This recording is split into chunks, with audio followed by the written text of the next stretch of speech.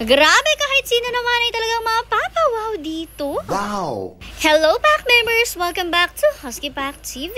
For today's video, kahit nakauwi na si Mother, gusto nga naming ipakita sa inyo etong mga clips na to or etong vinidyohan ni Mother nito. Bale, eto po kasi talaga ay na-videohan pa niya nung nasa Mindoro siya. Pahabol vlog na nga lang ito, mga natitirang vlog nung nasa Mindoro si Mother. At naku, kahit kayo mag-e-enjoy dito at mabubusog ang mga mata ninyo. May isang gabi daw kasi na nagkayayaan ang mga dalaga na mag-night market at pumunta nga sa mga iblang mga pailaw dito sa Mindoro. Siyempre, sumama si na Mother para makaikot-ikot rin siya at grabe guys, kahit ako nag-e-edit na to, napapawaw talaga ako. Dito nga doon sila nagpunta sa bayan ng Bansud at meron nga sila ditong parang park or plaza na punong-puno talaga ng mga kung anik-anik. Hindi ko nga siya matawag na pailaw kasi alam niyo ba dito sa Batangas or specifically dito sa Taal, meron ding pailaw pero hindi naman ganito kasi grabe, sobrang bongga ng pailaw nila dito. Kung dito kasi sa Taal, tuwan-tuwa na tayo sa pailaw nila na may mga bulaklak, may mga kung ano-anong shapes at punong-puno ng pailaw yung paligid. Dito naman sa Mindoro or specifically sa Bansud ay naku, ibang klase at legit level up ang kanilang pailaw. Kita nyo naman kasi bukod nga sa mga ilaw na i-design nila sa mga nakalagay na mismo dito or sa mga establishments dito ay meron pa rin nga sila mga binubuo dyan ng mga kung ano. Yung mga una ko nga pinakita para mga movies nga siya, meron dyang Inside Out, meron rin ngang Moana 2, o diba bongga? Imagine nyo all the effort sa paggagawa doon, grabe, nakakatuwa naman. At syempre, talagang very artistic rin at talented talaga yung mga taga rito kasi grabe, mapapawaw ka talaga sa mga gawa nila, as in bonggang-bongga talaga at talagang ginawa nilang real life yung mga favorite nating mga movies. Bukod nga doon, napakarami dito mga parol at Diyos ko, sa dinami-rami na nakita kong parol, masasabi ko talaga na dito mo makikita ang ilan sa mga napakagagandang parol at grabe, nagsisilakihan rin sila at punong-puno ng mga ilaw. Kahit naman hindi ako nakasama, I feel ko kasama na ako dahil ng video na to kasi busog na busog rin ang mata ko pag i-edit nito at pag-voice over. O, diba ang ganda? Kung di nga ako nagkakamali, kada barangay dyan ay may entry ng mga parol at tingnan nyo, lahat naman sila magaganda. Wala talagang tapon. Anyways, marami nga sila magkakasama dito at may kasama ring bata kaya ayan talaga may pa-stop over at pagbili ng mga balloons. Alam nyo naman, ganyan yung hindi mawawala talaga kapag ganitong may mga place na talagang puntahan ng mga tao. Siguradong may mga bilihan din ng mga kung anik-anik. Kilala rin nga pala itong lugar na to na talagang puntahan nga po ng mga tao at inaabangan na ng mga tao every year itong pailaw dito sa may Bansud. Dahil every year talagang may pasabog sila at talagang bonggang-bongga ang mga pailaw. Kaya naman tingnan nyo, sobrang dami ring tao at huwag kayo, may trending dyan na sobrang ganda ng ilaw, bongga. As a kid nga, natuwang-tuwang sa mga pailaw, mga normal na pailaw dito sa Batangas, ay nako, talagang napawaw ako dito. Napakalawak rin nga ng lugar kaya talaga ikaw yung mapapagod kakalakad, pero in fairness, hindi naman siya super siksikan noong mga panahon. Kung makikita nyo rin nga pala yung mga kasama ni na Mother dyan ay may mga hawak ng kape dahil bago sila pumunta dito ay dumaan sila sa coffee shop. Para nga may mainom na rin sila habang naglalakad-lakad at ayan nga, dyan sila pumunta sa coffee shop na yun. Hindi ko mabasa ang pangalan. Ay, ba't ganun?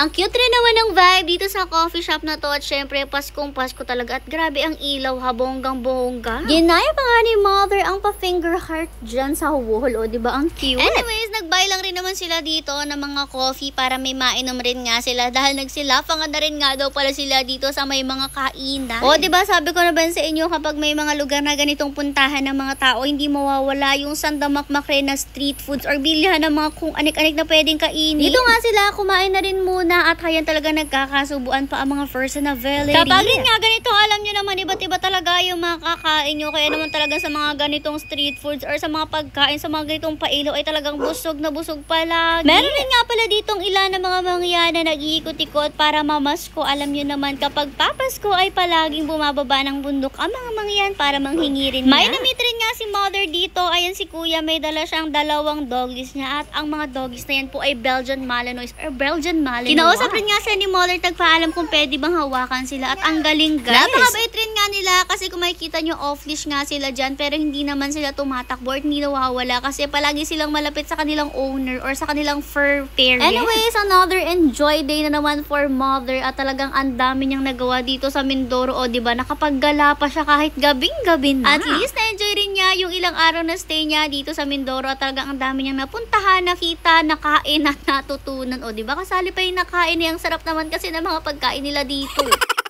Noong pag-uwi naman nila, for the tambay lang rin nga sila dyan sa labas ng bahay. At tingnan nyo naman, nakakatuwa kasi kinukulot sila ng lahat ng mga doggies dyan. Ewan ko ba nagpagtripan daw sila ng mga doggies kasi naman napakasisigla rin ng mga doggies. O diba kita nyo, inaakyat-akyatan silang lahat, ang kulit. Sabi ko nga, mukhang nasa mood yata ang mga doggies na makipaglaro ngayon kasi talagang lahat sila inaakyatan.